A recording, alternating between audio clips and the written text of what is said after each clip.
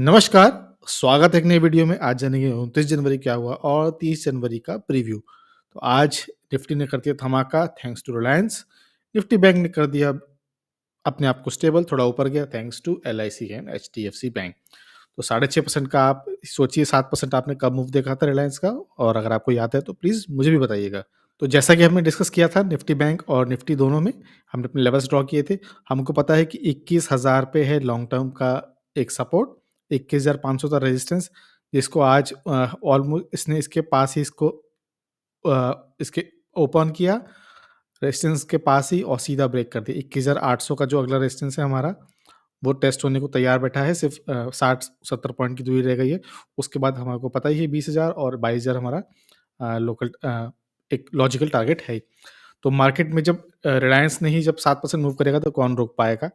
तो कल हो सकता है थोड़ी प्रॉफिट बुकिंग आए या मोमेंटम जारी रहे, तो 21,800 भी ब्रेक कर देगा, तो आप ध्यान देना। अगर आपने निफ्टी 20 लिया है इस टाइम पर, तो आपकी है चांदी। अगर आपने इंडेक्स में बाय किया है तो भी आपकी चांदी।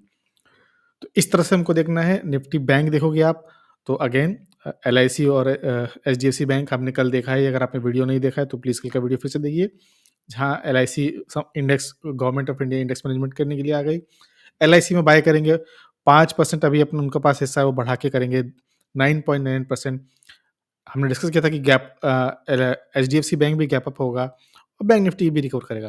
तो बैंक निफ्टी के साथ एचडीएफसी बैंक के साथ साथ बैंक निफ्टी ने रिकवर किया, और चाहे वो एक्सिस हो, आईसीआईसीआई हो, कोटक हो, एसबीआई, सभी बैंक ऊपर मूव किए। तो मार्केट हो सकता है ऊपर जाए, नहीं भी नीचे जाता है, तो आपको धीरे-धीरे करके परचेज़ करना है। याद रखिए सपोर्ट लेवल्स हमारे ड्रॉ ही हैं, और हमारा जो पहला टारगेट होगा वो 47,399 का है। ये कल के लिए नहीं है, लॉन्ग टर्म के लिए आपको टारगेट लेवल्स ध्यान में रखने चाहिए।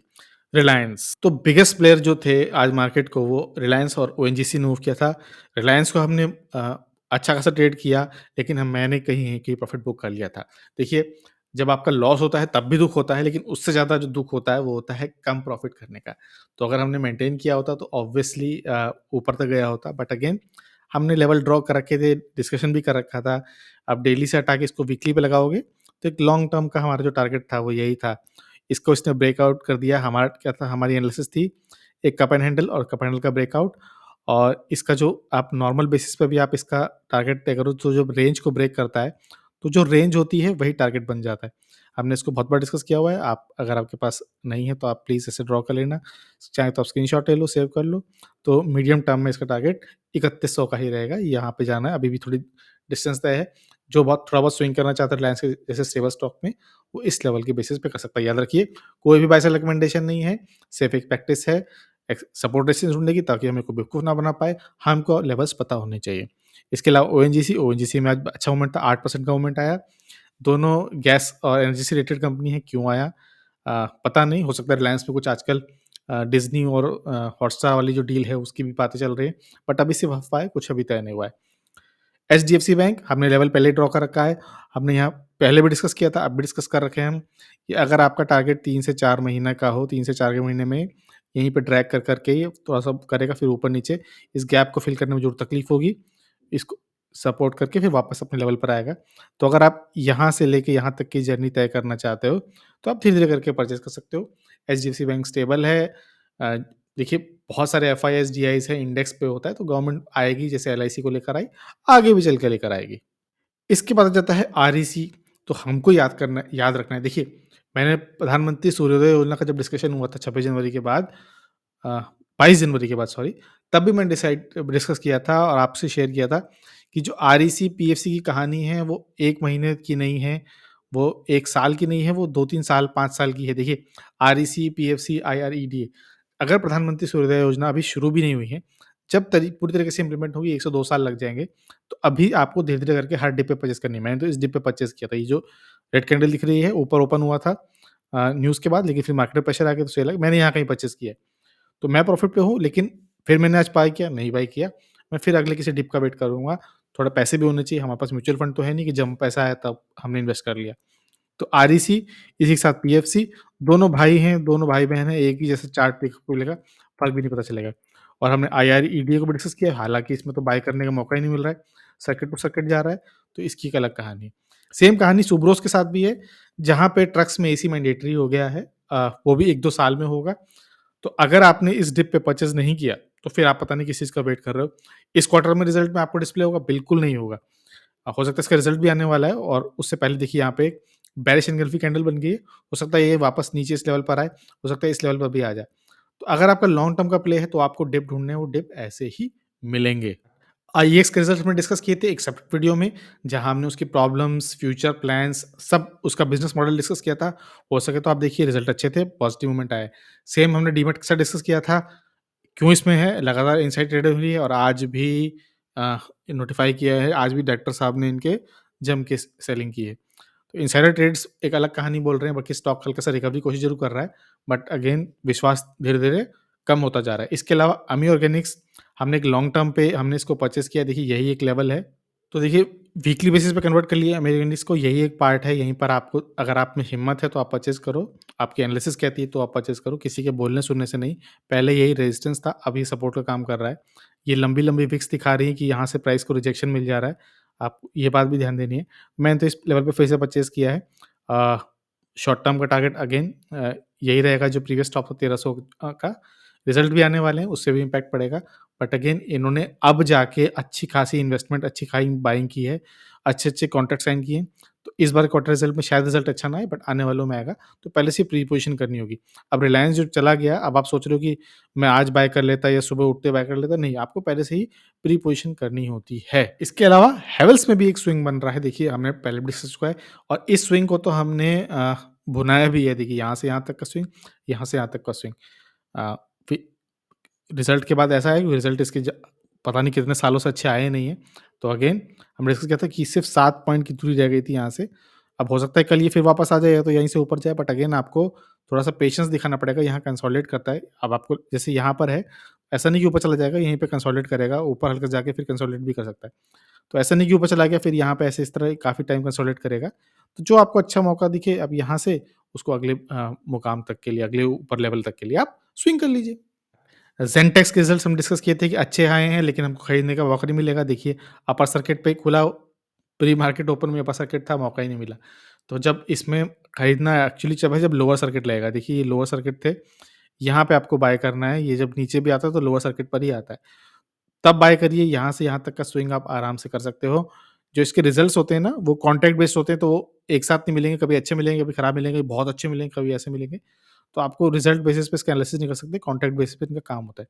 केफिन टेक हमने बहुत टाइम पे डिस्कस किया कि इसकी फ़ितरत है, प्लेटफ़ॉर्म बना के मूव करने की, प्लेटफ़ॉर्म, उसके बाद यहाँ प्लेटफ़ॉर्म, उसके बाद देखिए यहाँ पर भी एक प्लेटफ़ॉर्म बनाने की कोशिश की, यहाँ पर भी बनाया हुआ है एक्चुअली, बट हमने यहाँ बाइंग की हुई है, देखिए सेम प्लेटफ़ॉर्म जो था वो आगे पहुँचा हुआ है। तो ज़रूरी नहीं कि ये यहाँ से ऊपर गया तो ऊपर जाएगा, हमेशा जब भी ऊपर गया वापस कंसोलिडेट ज़रूर किया है। किसी भी पॉइंट पे देख लीजिए, तो अगर आपकी ट्रेन छूट गई, नहीं कोई दिक्कत नहीं है, ऊपर जाके वापस कहीं आएगा, धीरे-धीरे करके हर बाय इन डिप में इसको परचेज़ करने का है। मेरी तो एटलीस्ट यही स्ट्रैटेजी है। एसबीआई कार्ड जम के हुई धुलाई, रिज़ल्ट आए थे खराब, हमने पहले डिस्कस किया था, सपोर्ट के हमने लेवल ड्रॉ किए हुए थे। अनसिक्योर्ड लोन्स काफ़ी हैं, बहुत सारे हैं, देखिए वॉल्यूम देखिए कितनी भयानक थी। ऐसा नहीं, यहाँ पर पहले भी वॉल्यूम भयानक आ चुकी है, बट इस लेवल पे सपोर्ट मिल जाता है, तो मैंने आज एक नया चंक फिर से इन्वेस्ट कर दिया है। अब फ़िलहाल काफ़ी चंक इन्वेस्टमेंट हो गया, अब शायद 3-4 महीने में या 6 महीने में इसमें नया चंक नहीं मैं ऐड करूँगा, अब खाली मेरे को देखना है कि किस तरह से परफ़ॉर्म करती है। आईटीसी के रिज़ल्ट्स आ चुके हैं, देखिए सीएनबीसी टीवी 18 का पोल कहता है कि 5,130 करोड़ का प्रॉफ़िट होना चाहिए, प्रॉफ़िट उससे ज़्यादा हुआ है 5,572 का। लेकिन इसमें प्रॉब्लम क्या है? इसमें प्रॉब्लम है इसके जो रिज़ल्ट्स की गाइडलाइंस जो आई हैं, आप वहाँ देखेंगे। जो हाइलाइट्स आई हैं उसमें देखिए, मार्केट को ना ऐसा रेज़िलिएंट वर्ड पसंद नहीं, रेज़िलिएंट, कंसोलिडेशन इस तरह का टर्म पसंद नहीं है। तो एफएमसीजी में तो प्रेशर था ही था, जो हमको पहले से पता था, जो कि इनको नहीं मिल रहा है। इसके अलावा सिगरेट, जो इसका एक ऐसा सदाबहार आदमी घर बेच के भी सिगरेट पी रहा है आजकल, शौक अलग चीज़ है, बाकी प्राण दे दे रहा है पर सिगरेट नहीं छोड़ रहा है। वहाँ भी इनकी जो ग्रोथ है, वो रुकी नहीं है, कंसोलिडेशन ही मिला है, 2% के आसपास का है। अगर आप सीएनबीसी का ही देखोगे यहाँ पे, तो उन्होंने पोस्ट किया है कि सिर्फ़ 2% ग्रोथ है, जो कि ठीक नहीं है।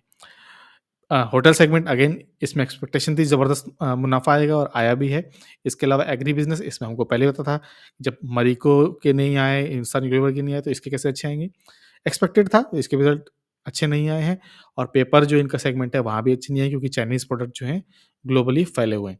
तो दिक्कत में है रिज़ल्ट अच्छे हो सकता है कि आपको एक क्विकली लगे कि अच्छा रिज़ल्ट आए हैं, बट ये उतने अच्छे हैं नहीं। लेकिन हमको पता होना चाहिए कि रिज़ल्ट सपोर्ट लेवल कहाँ है, रेजिस्टेंस लेवल कहाँ है।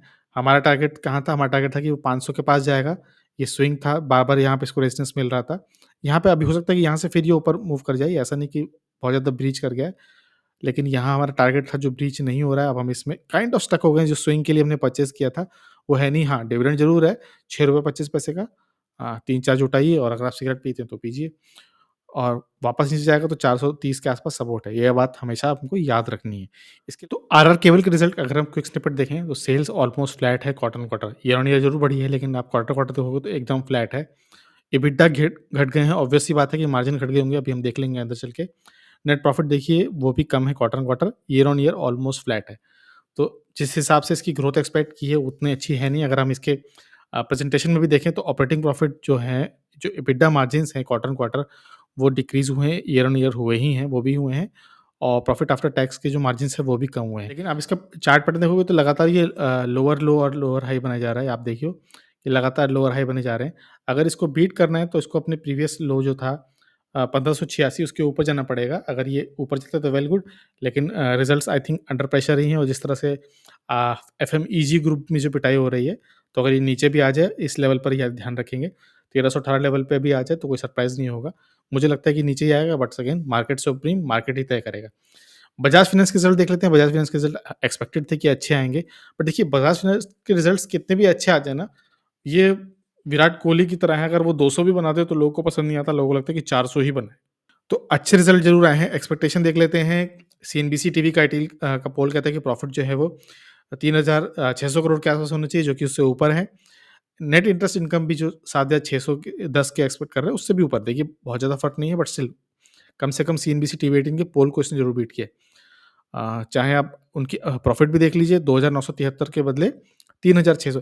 बट डिपेंड करता है ना, क्योंकि इतना बड़ा प्लेयर है कि बहुत सारे एनालिसिस हैं, बहुत सारे अपने अ मार्केट जो ब्रोकर्स हैं वो अपने कल टारगेट देंगे, फिर उस हिसाब से डिपेंड करेगा। हमारे और आपके कहने से नहीं होगा, बट अगेन कुछ प्रोविज़निंग के इश्यू इसमें भी आएँगे, क्योंकि जो आरबीआई की गाइडलाइंस है, इनको भी अपना अनसिक्योर्ड लोन्स कम करना पड़ेगा और उसके ऑपोज़िट में प्रोविज़निंग बढ़ानी पड़ेगी।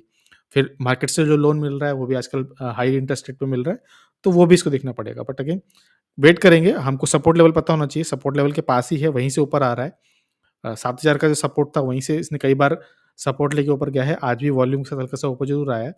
तो अगर मार्केट देखिए, मेरे को हिसाब से तो रिज़ल्ट अच्छे ही हैं, ऊपर जाना चाहिए। अगर ऊपर जाएगा तो हमारा टारगेट भी ऊपर 8,000 के पास ही रहेंगे। याद रखिए, 8,000 को बीट करना ना बहुत ही इम्पोर्टेंट है।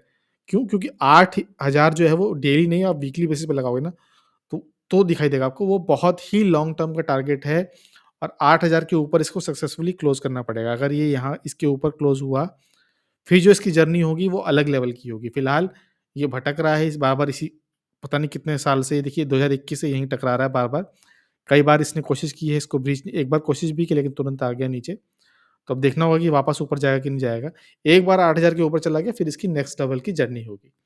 इसके अलावा एशियन पेंट्स आज क्यों इंपॉर्टेंट है? क्योंकि हमने अपने जो लेवल ड्रॉ कर रखे थे स्विंग के, वो वापस उसी पर आ गए। यहीं पर हमने, अगर आपको याद हो लास्ट टाइम, तो हमने यहाँ पर एक inverted head and shoulder type का सेट देख के स्विंग किया था और ऊपर गया था। वापस उस लेवल पर आ गया और ये लेवल है ना, ये अगर हम इसको वीकली बेसिस पे लगाओ तो ये ट्रेंडिंग लाइन पर काफ़ी वीक से इसने सपोर्ट लिया। तो एक अच्छा लेवल हो जाता है आपको, अगर आप इसमें इंटरेस्ट ले रहे हो तो।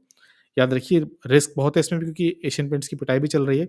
हाँ, लेकिन क्रूड में थोड़ी आज राहत मिली है कल के मुकाबले, तो बीपीसीएल का रिज़ल्ट आने के बावजूद वो ऊपर गया था। तो इस ट्रेंड लाइन पर काफ़ी बार सपोर्ट लिया है, यही सोच के मैंने आज फिर इसमें चांस लिया है। देखिए, नीचे आने का चांस बिल्कुल है, देखिए 2700 पे अगला सपोर्ट है। बट पॉइंट ये है कि अगर वो नीचे आया तो मैं यहाँ पर एक नेक्स्ट चेक इन्वेस्टमेंट करने के लिए रेडी हूँ। जो रिलायंस के पैसे बेचे हैं कहीं तो आप डालोगे, तो मैं रेडी हूँ। अगर वो नीचे आएगा 2700 पे तो मैं नेक्स्ट चंक इन्वेस्टमेंट कर दूँगा। बट यहाँ से मेरी जर्नी क्या होगी? पहला टारगेट होगा 3300 का, या दूसरा टारगेट है 3500 का। तो इस तरह से हमको टेक्निकल एनालिसिस कह रही है। याद रखिए, आपको अपनी एनालिसिस ज़रूर करनी है। मेरे या किसी कहने से कोई बाय नहीं कर लेना है। तो ये था आज का वीडियो। कैसा लगा आज का वीडियो ज़रूर शेयर करिए। सब्सक्राइब करने की सोचिए। सब्सक्राइबर्स हमारे बढ़ ही नहीं रहे हैं। प्लीज़ हेल्प करिए छोटे चैनल को ग्रो करने में। वीडियो देखने के लिए बहुत-बहुत धन्यवाद।